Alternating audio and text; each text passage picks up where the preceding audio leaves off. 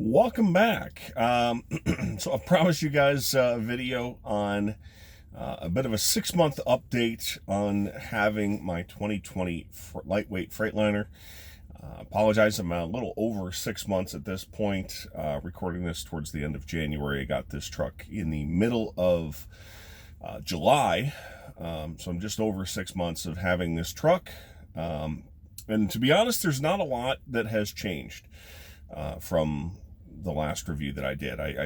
I know, initial impressions. I've had it for a month. I think I did a 2-month review, and then I kind of thought it's going to get redundant. And this video is going to be a little redundant because for the most part, my thoughts after having it for a short time remain my thoughts after having it 6 months.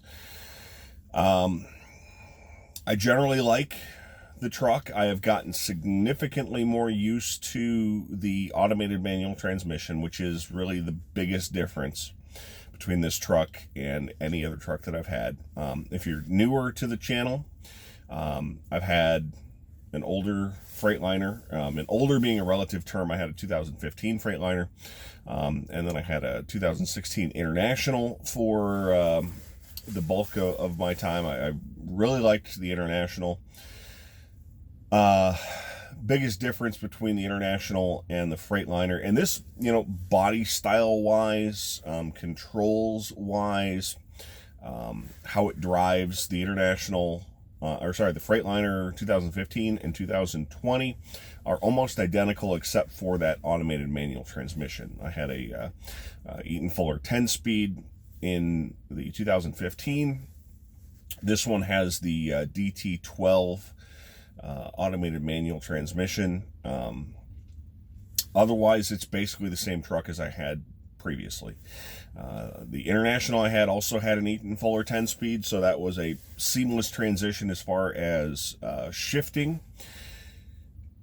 The body style difference, and I've said it many times, I've got that, a truck tour video of the International. I had a brief truck tour video of my old Freightliner. I've done a tour video of this truck. There's just a lot more space in the International. I still do not spend a lot of time sleeping in this truck.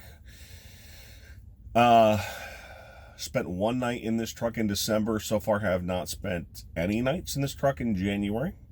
And I'm down to the last week of January as I'm recording this video. So I don't sleep in the truck a great deal. So space-wise is not a huge problem. The cabinets up here are what I use 90% of the time. I do have stuff. Obviously, you can see some stuff right here. These are the cabinets for the back that you would have clothing in if you were an over-the-road driver in a lightweight truck. A lot of our lightweight drivers do remove the passenger seat and put some additional storage, maybe a mini fridge over there. Excuse me. I don't do that. I've got, like a raincoat up here, a couple things like that. I actually don't have a lot of stuff in this. So, this is less space than the International had as far as that storage. But that doesn't affect me a great deal because I didn't have a lot of stuff. If you watch the International video, the cabinets are on the sides instead of on the back wall. But they're larger. There's more space there, I think.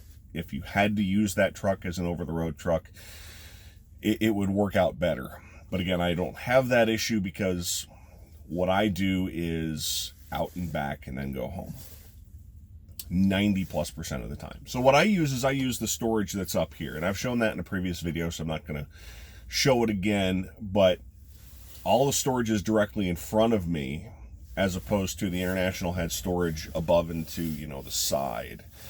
On both sides, and even the individual storage spaces were larger on the International. So that remains my biggest complaint about this truck. Also,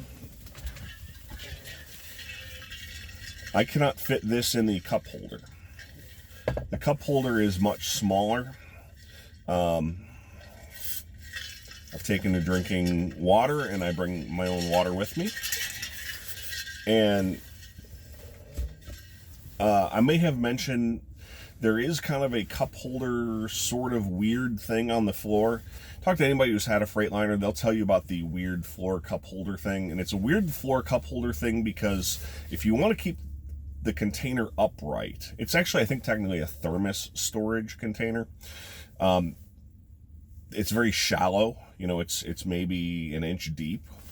And that's actually one of the things that's up there, is that I removed it and I put it up there.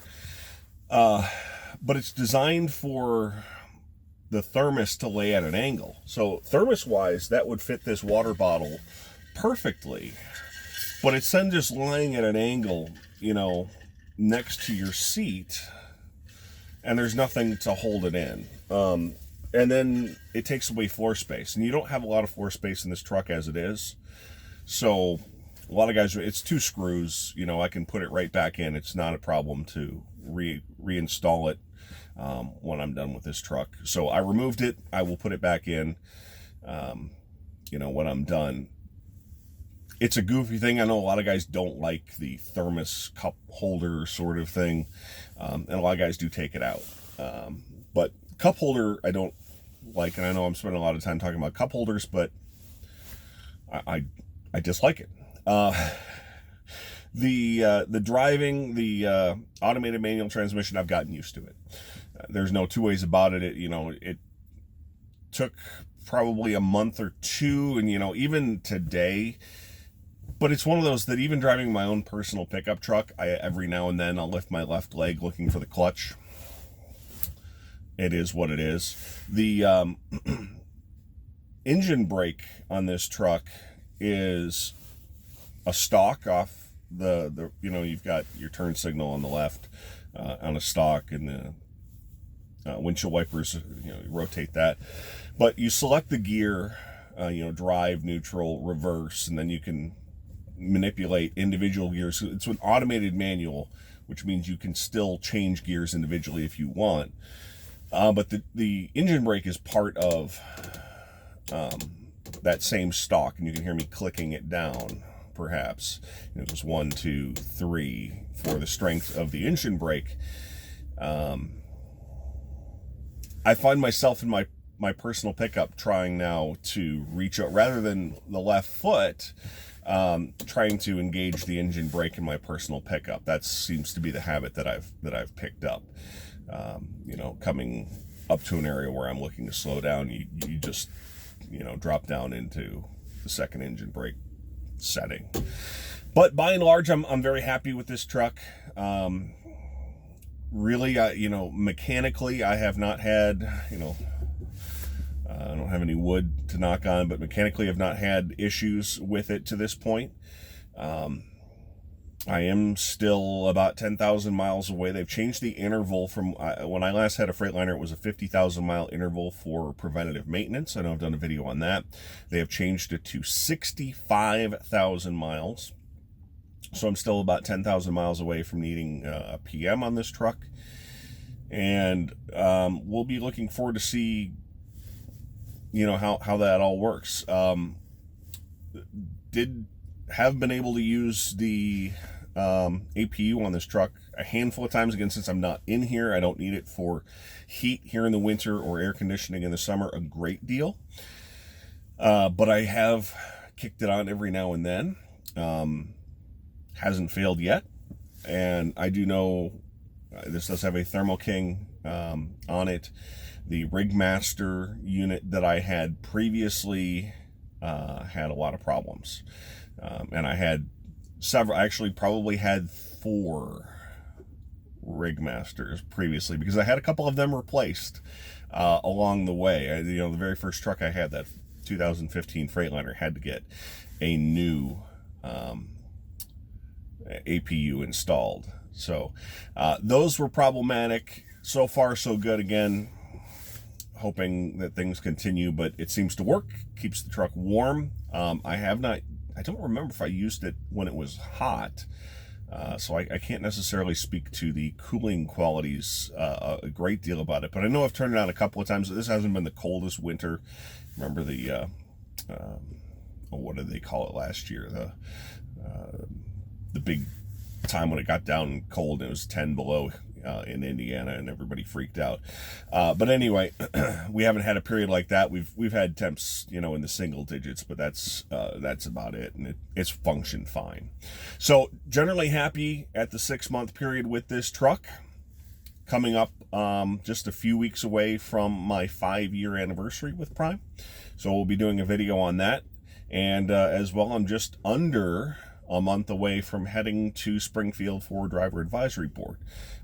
Next meeting coming up to talk about some stuff. So I do want to make sure to let you folks know, if you have any questions you would like addressed, if you are a Prime driver currently, you can go through the app, or you can go on the DAB website, which is accessible through the Prime website, primeinc.com, or through the app. There is a section where you can submit questions. So if you want everybody on DAB, it's all the drivers, you can go that way and submit a question. If you just want to ask me something, for whatever reason you don't want the other drivers to know, you just, whatever, you can use the email address in the description of this video that does come directly to me. And you can always comment on this video as well, and I try my best. I apologize if you've commented and I haven't answered. Please, especially if I haven't answered, send me an email for sure, and I will get back with you. Otherwise, you can comment below, and I'll do my best to get back. I try to answer as many as I can. If you do want to come to Prime, if you're not a current Prime employee or driver, you can click on the link in the description as well, and that will take you directly to the application page. Thanks so much for joining us. We'll probably be talking the 5-year anniversary the next time I make a video. Thanks for watching. We'll talk to you next time.